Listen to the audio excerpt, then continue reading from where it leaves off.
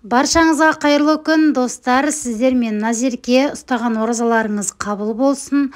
Ауызашарға шаймен желінетін, қол жетімді заттармен жасалынатын, миксерсіз, айрансыз, сүтсіз және жұмыртқа қосылмайтын ең дәмді пирогтың рецебімен бөлісемін. Егер YouTube каналыма жазылмаған болсаңыз, төмендегі подписация батырмасын басып, каналыма жазылып қойыңыз. Ал кеттік, пирогты бастаймыз. Ал енді бісміллә деп қамырын дайындайтын боламыз. Кеңірек ыдысымызға илектен өткізілген ұнымызды қосамыз.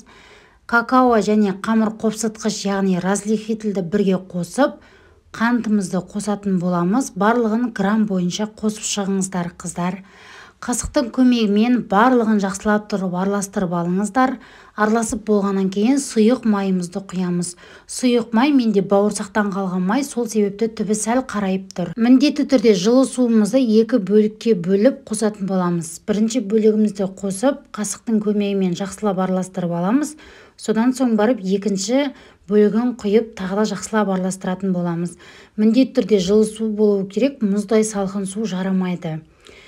Және біздің араластырып болғаннан кейін массамыз дәл осы видеодағыдай не қою емес, не сұйық емес масса болу керек, яғни қаймақ сияқты болуы керек.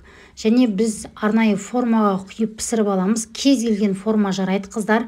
Менікі сияқты кальцияға пісірсеңіздер де болады, бірақ міндетті түрде шетін астын майлауды ұмытпаңыздар. Қызып тұрған пешке 25-30 минутта дәл осы видеодағыдай жұмсақ болып пісіп шығатын болады. Ортасының бәрі толықтай піседі, ешқандай қорқудың қажеті жоқ, жұмсақ болып шығады. Және бетін әсемдейтін боламыз. Осындай три желанияның өзінің формасын ұстайтын варенье сгущенкасын пайдаланыңыздар және арахисті араластырып, бетінен жағып шығатын боламыз. Әсемдік ретінде фисташки ұнын пайдаландым. Сіздерде үйде не бар, соны пайдалансаңыздар болады.